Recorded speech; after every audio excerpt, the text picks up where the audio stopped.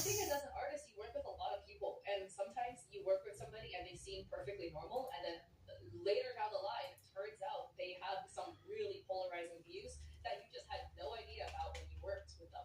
So then that would then bring up the question of, is it the artist's responsibility to then vet the client before they work with the client to make sure that the person they're working for is somebody that shares their worldviews?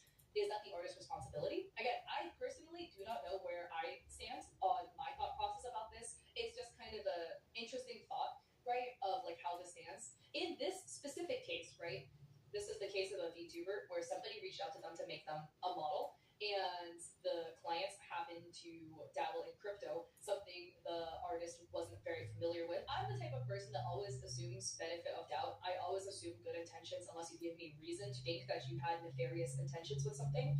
But it just sounded like they didn't know what it was. They're like, I don't know what it is, not my problem. It's gonna make you the art. Is it the artist's responsibility to vet the client?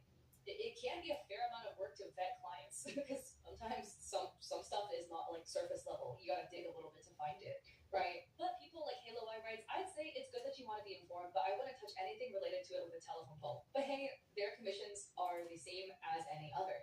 And Clover writes, I think it's a lot more complex than the black and white stance folks take on it. I'm definitely starting to see the areas of concern, though, that need to be addressed. Then they added, I'm looking for a charity to donate the funds I got from the model. I'd like to pay it forward to a reputable charity that helps with climate change, clean energy sources, clean energy solutions, and protecting against other environmental threats. Any suggestions would be greatly appreciated.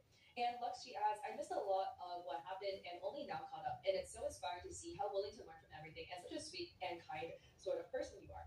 It really sucks that people jump the gun on the internet a lot. I hope people treat you more kindly in the future. And Clover adds, a lot of bridges have been burned beyond repair, unfortunately, but I have learned a lot and am doing my best to make amends as far as I can. And Flex Agua writes, please don't do that. It's a bad idea. I get it. You feel like you need to make amends, but nothing will make mad people happy. You took a controversial client that you didn't realize was controversial. You don't have to actually throw money into the void. It's a learning moment.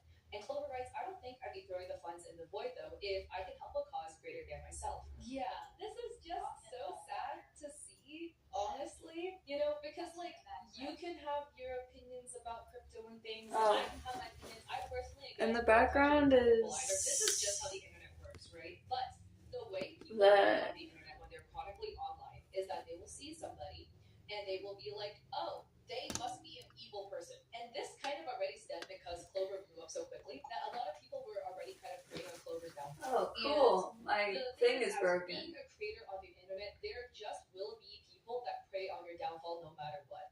Okay, when I did educational Twitch advice content, which I still do on my TikTok, there were just people preying on my downfall. For what? Teaching how to set up your OBS? People are valid to not like people for plenty of reasons. People don't like me just because of the way I speak. People don't like me for other reasons. You are completely entitled to not like me, and I do not want you to like me if you don't like me. That's your prerogative. I'm not here to try to change your mind. I have better things to do. I think this is again the case, right, where the moment something happens, in this case, Clover took on a client like that was controversial that they did not know about. People are immediately, I guess, jumping, being like, "Yeah, there's no way you're this like wholesome cow. You must be some evil mastermind industry plant here to take over the world." Like the same thing with Needy, right? Needy VTuber, like I've talked about her like twice now, I think.